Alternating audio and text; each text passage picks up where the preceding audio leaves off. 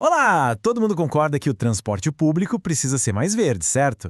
Mas qual é o custo real? Aquele que a gente não vê por trás de uma frota de ônibus elétricos. Hoje vamos ligar os pontos e os cabos de energia também. A ideia no papel é linda.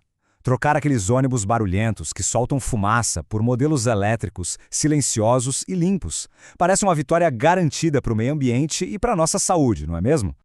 Só que o verdadeiro desafio não acontece nas ruas, à luz do dia. Ele começa à noite, quando os ônibus voltam para a garagem. O simples ato de recarregar uma frota inteira revela uma complexidade e, principalmente, custos que pouca gente imagina.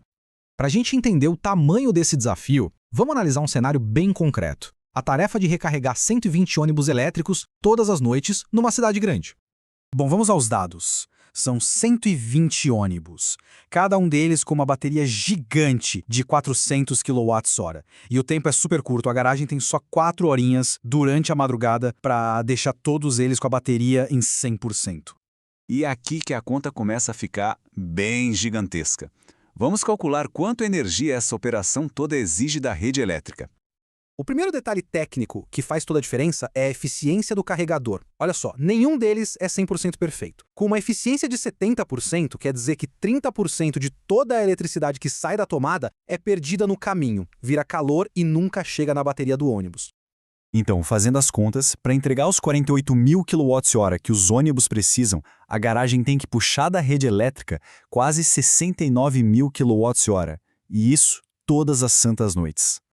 Isso quer dizer que cada um dos 120 carregadores tem que ser uma máquina super potente, consumindo 143 kW de energia sem parar por 4 horas.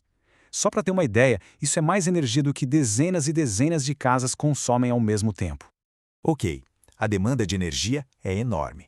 Mas e o custo para montar uma estrutura que aguente tudo isso? Quanto custa em reais? O custo não é só o aparelho. Tem toda a instalação elétrica de alta tensão, as obras no pátio, tudo isso junto eleva o preço de cada ponto de recarga para cerca de R$ 600 mil. 600 mil por ônibus. Agora, multiplica isso por 120 ônibus. O investimento só na infraestrutura de recarga, antes mesmo de falar do custo dos ônibus, chega a impressionantes 720 milhões de reais. E para a gente ter uma noção do que esse dinheiro significa, com esses mesmos 720 milhões de reais, daria para comprar 600 ônibus a diesel novinhos em folha. 600! Se o custo em dinheiro já é de cair o queixo, o custo energético revela uma coisa ainda mais surpreendente quando a gente compara com outras coisas. Vamos fazer uma comparação. De um lado, a nossa frota de 120 ônibus elétricos. Do outro, a espinha dorsal do transporte de São Paulo, o sistema de metrô inteiro que carrega milhões de pessoas todos os dias.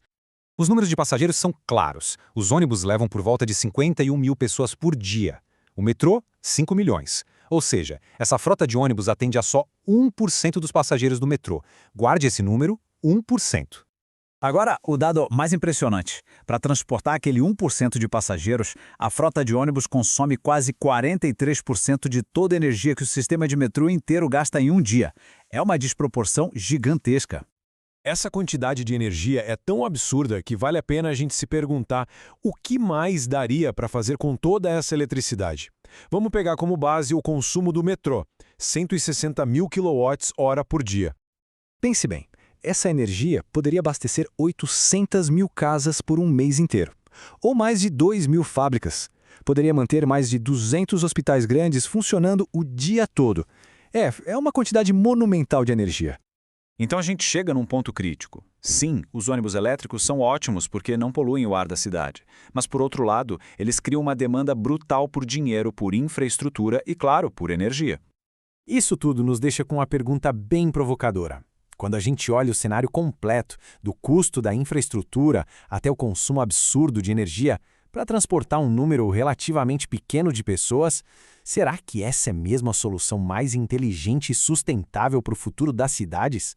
É uma questão que, com certeza, fica no ar.